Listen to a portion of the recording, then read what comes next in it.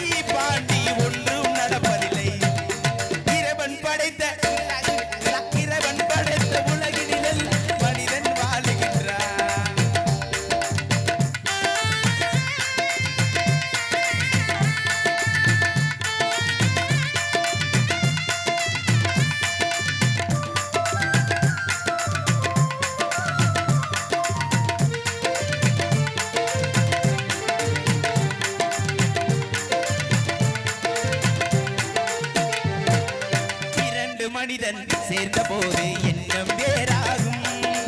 இரண்டு மனிதன் சேர்ந்த போது எண்ணம் வேறாகும்.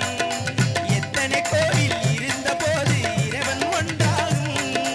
எத்தனை கோவில் இருந்த போது இறைவன் ஒன்றாகும். இறைவன் ஒன்றாகும். இறைவன் படைத்த உலகினில் எல்லாம் மனிதன் வாழுகிறான். அந்த மனிதன் படித்த சிலைகளில் எல்லாம் இறைவன் படைத்த உலகினில் எல்லாம் மனிதன் வாழுகிறான்.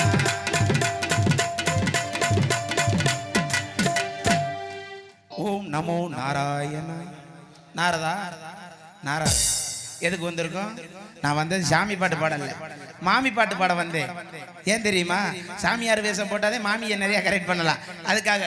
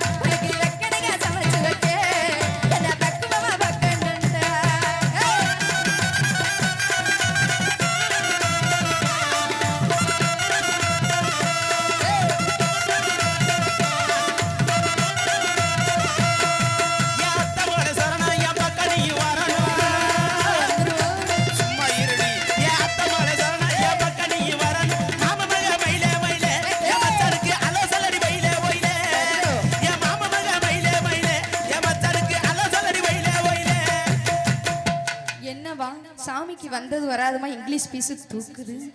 சாமிக்கு தானமா தூக்குது. ஆமா சாமி. எல்லாம் உங்களை பார்த்ததுக்கு அப்புறம் மேலையும் கீழையும் ஏறுது இறங்குது. சுவாமி என்னது மூச்சு மூச்சா? சரி, அப்பெல்லாம் மூச்சு விட்டீங்கன்னா இங்க இருக்க சந்திபுரம் சிரிச்சு போயிடும். அதனால வந்திருக்க உங்களுக்கு முதல்ல ஒரு வணக்கத்தை சொல்லிடுமா? ஐயா வாரு சபையரே வயசுல பெரியோரே, ஆறு சபையரே வயசுல பெரியோரே,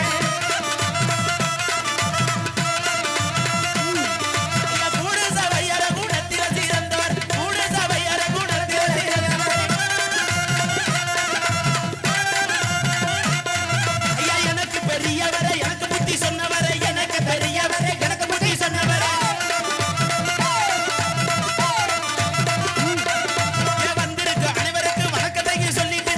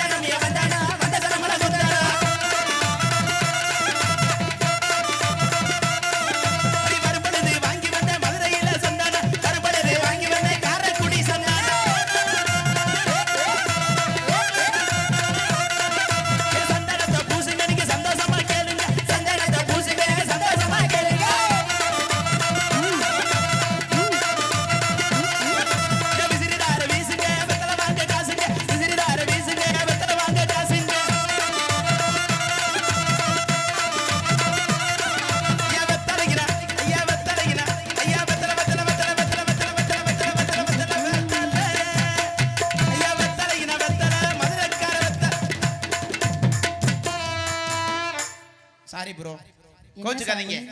நான் மதுரையில இருந்து வந்ததுனால மதுரை வெத்தலைன்னு சொல்லிட்டேன். சரி, இன்னைக்கு யாருடைய கச்சேரிக்கு வந்திருக்கோம்? ம், யார் யாரெல்லாம் வந்திருக்கா? எப்படிப்பட்ட ஆள்லாம் வந்திருக்காங்க? எப்படிப்பட்ட ஆளு? ஓடுற நரி இல்ல ஒரு நரிக்கல். சுவாமி எங்க இருந்து வந்திருக்காங்க? கச்சேரி யாரோட கச்சேரி சொல்லணும்ல? அப்படி யாருடைய கச்சேரி தெரியுமா? சொல்லதானே சுவாமி வந்தீங்க? சொல்லிடுவோமா? சொல்லிடுங்க. மாடலா அவுத்து விட்டானு தெரியல. சுவாமி அவுத்துட்டியா? கெட மாடலா.